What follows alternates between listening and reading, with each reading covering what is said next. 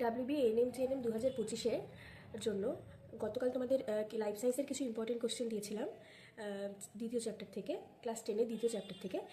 সেই চ্যাপ্টারেরই উদ্ভিদের সাড়া প্রদান এবং রাসায়নিক সমন্বয় হরমোন, সেই চ্যাপ্টারেরই পার্ট 2 নিয়ে এই ভিডিওটা।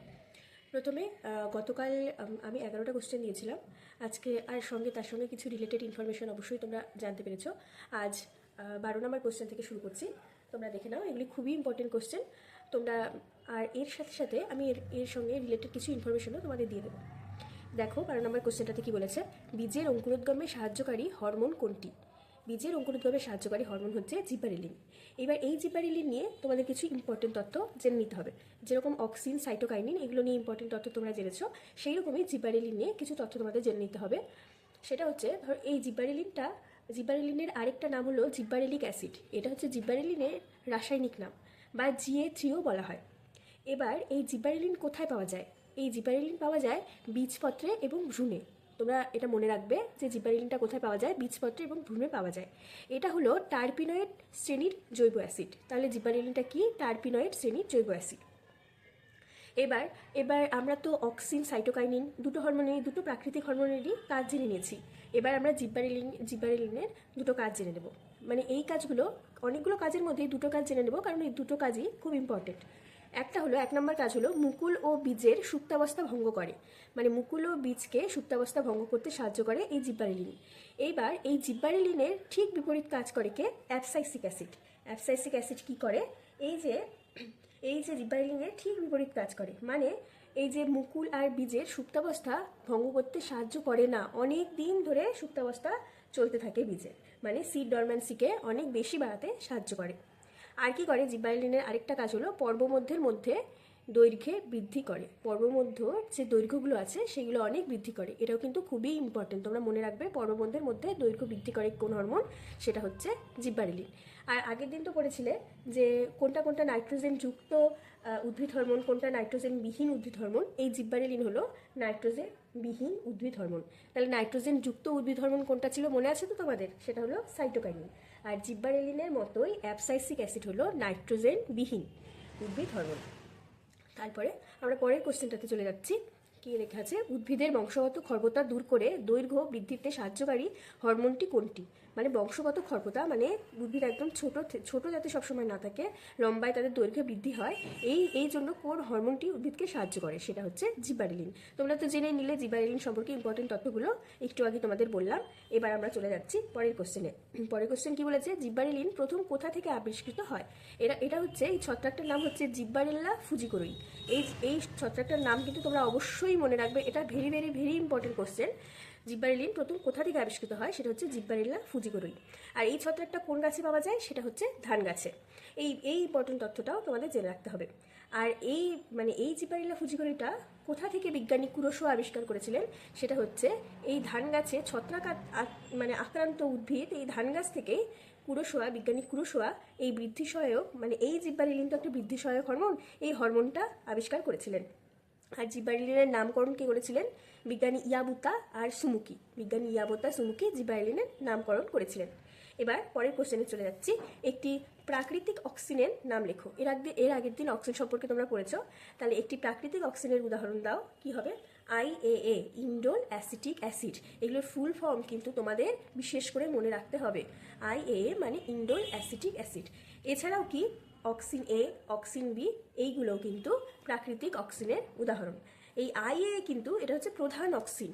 তাহলে প্রধান অক্সিন কোনটা? প্রধান অক্সিন হলো IAA। এবার 16 নম্বর কোশ্চেনে চলে যাচ্ছি। একটি কৃত্রিম অক্সিনের উদাহরণ দাও। এর আগে কি পড়লাম? প্রাকৃতিক অক্সিন। ভালো করে খেয়াল করো, প্রাকৃতিক অক্সিন। এবার কি বলবো? কৃত্রিম অক্সিনের উদাহরণ দাও। কৃত্রিম অক্সিনের উদাহরণ হচ্ছে IPA, ইন্ডোল প্রোপিওনিক অ্যাসিড।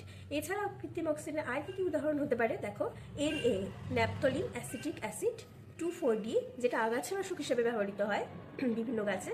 আর দেখো আরেকটা IBA, ইন্ডোল বিউটারিক অ্যাসিড। তাহলে কি কি কৃত্রিম অক্সিজেনের উদাহরণ কি কি পড়লাম? তোমাদের যদি অপশনে দেয় কৃত্রিম অক্সিজেনের উদাহরণ কোনটি, এইগুলোর মধ্যে এই চারটার মধ্যে হয়তো একটা অপশন দেবে, সেটা তোমাদের বেছে নিতে হবে। যেমন IPA, indole propionic acid, NAA, naphthalene acetic acid, 2,4-D, IBA, indole butyric acid. এবার এই সম্পর্কে কিছু তথ্য আমরা অবশ্যই জেনে নেব। এখানে বলেছে আইপিএ আর আইবিএ এই দুটো ইন্ডোল প্রোপিওনিক অ্যাসিড আর ইন্ডোল বিউটারিক অ্যাসিড, এইগুলো বীজহীন ফল উৎপাদন। কাল আমরা পড়েছিলাম বীজহীন ফল উৎপাদনকে কি বলে, পার্থেনোকার্পি। তাহলে পার্থেনোকার্পিতে কোন হরমোন সাহায্য করে, কোন কৃত্রিম অক্সিন হরমোন সাহায্য করে, সেটা হচ্ছে আইপিএ আর আইবিএ। আর 2,4-D আগে তোমাদের বললাম এটা আগাছানাশক হিসেবে ব্যবহৃত হয়। এটা হচ্ছে ধান গম চাষের ক্ষেত্রে আগাছানাশক হিসেবে ব্যবহৃত হয়। এছাড়া এটা আর কিসে হেল্প করে 2,4-D? এটা হচ্ছে ফলের মোচন রোধ করে বা উদ্ভিদের অকাল মোচন রোধ করে, যেমন অকালে পাতা ঝরে যাওয়া, অকালে ফুল ঝরে যাওয়া, সেইগুলোকে বন্ধ করে হচ্ছে 2,4-D, এই কৃত্রিম অক্সিনটা বন্ধ করে। এবার চলে যাই 17 নম্বর কোশ্চেনে। এখানে কি বলেছে, উদ্ভিদ দেহে উৎপন্ন একটি গ্যাসীয় হরমোনের নাম। It's a very very very important question.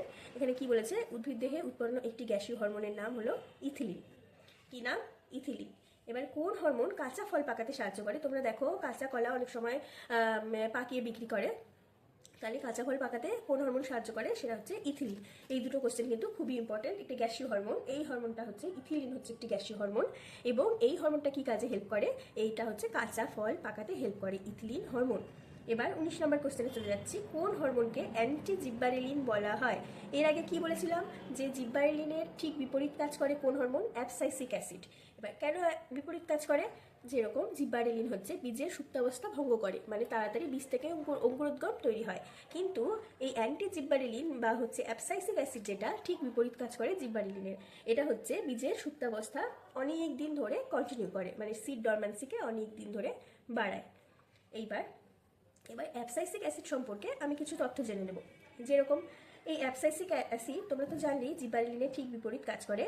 জিব্বারেলিন কিন্তু বৃদ্ধি সহায়ক হরমোন, মানে গাছের বৃদ্ধি, কাণ্ডের বৃদ্ধি হতে সাহায্য করে। আর অ্যাবসাইসিক অ্যাসিড বৃদ্ধি রোধ করে, মানে গাছের বৃদ্ধিকে আটকে দেয়। এছাড়া পত্ররন্ধ্র বন্ধ করার জন্য এই অ্যাবসাইসিক অ্যাসিড দায়ী। আর এই যে তোমাদের বৃদ্ধিরোধক হরমোন বললাম, বৃদ্ধি রোধ করে দেয়, বৃদ্ধি আটকে দেয় অ্যাবসাইসিক অ্যাসিড, ইথিলিনও কিন্তু এরকম একটা বৃদ্ধিরোধক হরমোন।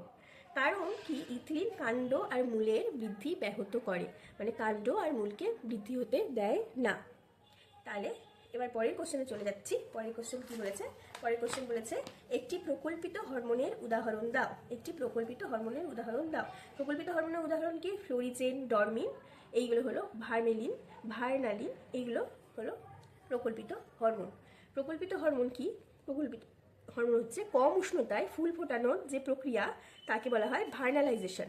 এই ফ্লোরিজেন কি করে? ফুল ফোটাতে সাহায্য করে। তাহলে কম উষ্ণতায় ফুল ফোটানোর যে প্রক্রিয়া, তাকে কি বলা হয়? ভার্নালাইজেশন। এই ভার্নালাইজেশনে কে হেল্প করে? ফ্লোরিজেন হরমোন হেল্প করে, ভার্নালিন হরমোন হেল্প করে। তারপরে হচ্ছে তোমার, তাহলে 20 নম্বর কোশ্চেন হয়ে গেল। এইবার 21 নম্বর কোশ্চেনে চলে যাচ্ছি। 21 নম্বর কোশ্চেনে বলেছে জলে দ্রবণীয় দুটো উদ্ভিদ হরমোনের নাম লেখো। জলে দ্রবণীয় উদ্ভিদ হরমোন কোনটা? অক্সিন, জিব্বারেলিন, এই দুটো হলো জলে দ্রবণীয় উদ্ভিদ হরমোন। এইবার দেখো, উদ্ভিদ দেহে আবিষ্কৃত প্রথম প্রাকৃতিক সাইটোকাইনিনের নাম লেখো। তোমরা তো কাল সাইটোকাইনিন আমি পড়িয়েছিলাম তোমাদের। এবার উদ্ভিদ দেহে আবিষ্কৃত প্রথম প্রাকৃতিক সাইটোকাইনিন কোনটা? সেটা হচ্ছে জিয়াটিন। জিয়াটিন হচ্ছে উদ্ভিদ দেহে প্রথম প্রাকৃতিক সাইটোকাইনিন, যেটা আবিষ্কৃত হয়েছিল। এইবার পরের কোশ্চেন, উদ্ভিদের একটি প্রোটিনবিহীন হরমোনের নাম লেখো। প্রোটিনবিহীন হরমোন কোনটা? এটা হচ্ছে জিব্বারেলিন। উদ্ভিদের প্রোটিনবিহীন হরমোন হচ্ছে জিব্বারেলিন। আর প্রোটিনধর্মী হরমোন কোনটা? সেটা হচ্ছে অক্সিন। তাহলে মনে রাখতে হবে, প্রোটিনবিহীন যদি বলে, যেখানে যেই হরমোনে প্রোটিন থাকবে না সেটা হচ্ছে জিব্বারেলিন, আর প্রোটিনধর্মী যেই হরমোনের প্রোটিন আছে সেটা হচ্ছে অক্সিন। ভালো করে এটা মনে রাখতে হবে। এবার 24 নম্বর কোশ্চেন। 24 নম্বর কোশ্চেনে বলেছে কোন উদ্ভিদ হরমোন জাইলেম ও ফ্লোয়েম কলার মধ্যে দিয়ে পরিবাহিত হতে পারে? কোন উদ্ভিদ হরমোনটা জাইলেম, তোমরা তো জানো জাইলেম আর ফ্লোয়েম কলা কি। কোন উদ্ভিদ হরমোন জাইলেম ও ফ্লোয়েম কলার মধ্য দিয়ে পরিবাহিত হতে পারে? সেটা হচ্ছে জিব্বারেলিন। তাহলে জাইলেম কলার মধ্যে দিয়ে অক্সিন কিন্তু পরিবাহিত হয় না। শুধুমাত্র অক্সিন কোথা দিয়ে পরিবাহিত হয়? সেটা হলো ফ্লোয়েমের মধ্যে দিয়ে পরিবাহিত হয়। আর জিব্বারেলিন দুরকম পদ্ধতিতেই, দুরকম কলার মধ্যে দিয়েই পরিবাহিত হয়। জাইলেম ও ফ্লোয়েম কলার মধ্যে দিয়ে পরিবাহিত হয়, কিন্তু অক্সিন শুধুমাত্র ফ্লোয়েম কলার মধ্যে দিয়ে পরিবাহিত হয়। এবার 25 নম্বর কোশ্চেন, সবচেয়ে বেশি সক্রিয় বা সবচেয়ে বেশি ব্যবহৃত জিব্বারেলিন কোনটি? মানে সবচেয়ে বেশি সক্রিয়, সবচেয়ে বেশি ব্যবহৃত জিব্বারেলিন কোনটি? তাহলে সবচেয়ে বেশি ব্যবহৃত জিব্বারেলিন হচ্ছে, মানে এটা হচ্ছে একটা প্রাকৃতিক জিব্বারেলিন, সেটা হচ্ছে GA3। তারপরে 26 নম্বর কোশ্চেনে চলে যাই। 26 নম্বর কোশ্চেনে বলেছে কোন হরমোন উদ্ভিদের পর্বমধ্যের দৈর্ঘ্য বৃদ্ধি ঘটায়? এর আগে জিব্বারেলিনের কাজ করার সময় কিন্তু এই কাজটা আমরা পড়েছিলাম। দেখো কোশ্চেনে এটা দিয়েছে কোন হরমোন উদ্ভিদের পর্বমধ্যের বৃদ্ধি ঘটায়, সেটা হচ্ছে জিব্বারেলিন। জিব্বারেলিন হচ্ছে পর্বমধ্যের বৃদ্ধি ঘটায়। এবার 27 নম্বর কোশ্চেনে চলে যাচ্ছি। 27 নম্বর কোশ্চেনে বলেছে কোন অ্যামাইনো অ্যাসিড থেকে অক্সিন সংশ্লেষিত হয়? তোমরা গতকাল অক্সিন সম্পর্কে ডিটেলে পড়েছো। দেখো কোন অ্যামাইনো অ্যাসিড থেকে অক্সিন সংশ্লেষিত হয়, সেটা হচ্ছে ট্রিপ্টোফ্যান অ্যামাইনো অ্যাসিড থেকে। এটা বিশেষ করে মনে রাখবে, ট্রিপ্টোফ্যান অ্যামাইনো অ্যাসিড থেকে অক্সিন হরমোন সংশ্লেষিত হয়। এবার 28 নম্বর কোশ্চেনে চলে যাই। 28 নম্বর কোশ্চেন বলেছে উদ্ভিদের ফটোট্রপিক এবং জিওট্রপিক চলন নিয়ন্ত্রণে কোন হরমোনের ভূমিকা আছে? মানে উদ্ভিদের ট্রপিক চলন নিয়ন্ত্রণে কোন হরমোনের ভূমিকা আছে, মানে কোন হরমোন উদ্ভিদের ট্রপিক চলন নিয়ন্ত্রণে কাজ করে, সেটা হচ্ছে অক্সিন হরমোন। এটা খুবই ইম্পর্টেন্ট কোশ্চেন, খুবই ইম্পর্টেন্ট কোশ্চেন। এটা হচ্ছে কোন হরমোন ফটোট্রপিক চলন নিয়ন্ত্রণ করে, সেটা হচ্ছে অক্সিন।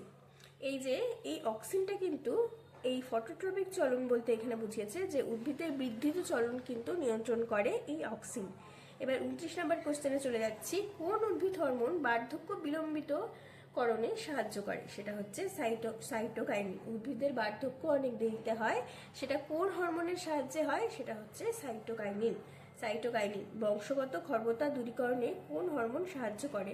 এই কোশ্চেনটা রিপিটেড হয়েছে, তোমরা আগেও পড়েছো। বংশগত খর্বতা দূরীকরণে সাহায্য করে জিব্বারেলিন হরমোন। 31 নম্বর কোশ্চেন কোন বিজ্ঞানী হরমোন শব্দটি সর্বপ্রথম ব্যবহার করেন? বিজ্ঞানী স্টার্লিং এবং বেলিস। 1905 খ্রিস্টাব্দে বিজ্ঞানী স্টার্লিং এবং বেলিস হরমোন শব্দটি সর্বপ্রথম ব্যবহার করেছিলেন। এছাড়াও কিছু ইম্পর্টেন্ট গুরুত্বপূর্ণ তথ্য তোমাদের সাথে শেয়ার করে নিচ্ছি, যেগুলো তোমাদের পরীক্ষার জন্য খুবই উপকারী। যেমন সাইটোকাইনিন অন্যান্য হরমোনগুলোর তোমরা কাজের স্থলগুলো দেখেছো, কোনোটা বর্ধনশীল পাতায়, কোনোটা অগ্রস্থ ভাজক কলায়, কিন্তু সাইটোকাইনিন উৎপত্তি স্থলেই কাজ করে। যেখানে উৎপত্তি হয় সেখানে কাজ করে এবং ব্যাপন প্রক্রিয়ায় উদ্ভিদ দেহে পরিবাহিত হয়। এবার নাইট্রোজেনযুক্ত উদ্ভিদ হরমোন কি কি? সেটা হচ্ছে অক্সিন, সাইটোকাইনিন, কাইনেটিন, এগুলো হচ্ছে নাইট্রোজেনযুক্ত উদ্ভিদ হরমোন। এবার নাইট্রোজেন বিহীন উদ্ভিদ হরমোন তোমাদের আরেকবার মনে করিয়ে দিই, জিব্বারেলিক অ্যাসিড, ইথিলিন, অ্যাবসাইসিক অ্যাসিড, এগুলো নাইট্রোজেন বিহীন উদ্ভিদ হরমোন। এবং অক্সিন কিসে সাহায্য করে বলতো?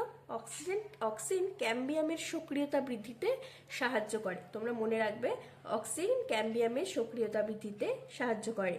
একটি কৃত্রিম সাইটোকাইনিনের উদাহরণ হলো benzyl amino purine, BAP। Benzyl amino purine হলো একটি কৃত্রিম সাইটোকাইনিনের উদাহরণ। উদ্ভিদের পাতার সবুজ ক্লোরোপ্লাস্টে অ্যাবসাইসিক অ্যাসিড পাওয়া যায়।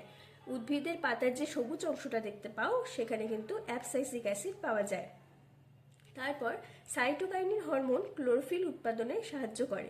ক্লোরোফিল যে উৎপাদন হবে গাছের, যেটা রান্নাঘর, যেখান থেকে ক্লোরোফিল তো পাতার রান্নাঘর বলে ক্লোরোফিলকে, তাহলে ক্লোরোফিল যেখান থেকে উৎপন্ন হবে কোন হরমোনের সাহায্যে উৎপন্ন হয়, সেটা হচ্ছে সাইটোকাইনিন। তাহলে তোমাদের আজকের মতো পার্ট 2টা শেষ হলো। তোমাদের পার্ট 3 আসতে চলেছে, যেখানে আর খুবই স্বল্প সংখ্যক ইম্পর্টেন্ট কোশ্চেন বাকি রয়েছে তোমাদের NM GNM 2025 পরীক্ষার জন্য। আশা করি তোমাদের এইগুলো পড়ে তোমরা খুবই উপকার পাবে এবং দেখতে থাকো পরের ভিডিও। আরও কিছু ইম্পর্টেন্ট কোশ্চেন নিয়ে আমি আসছি।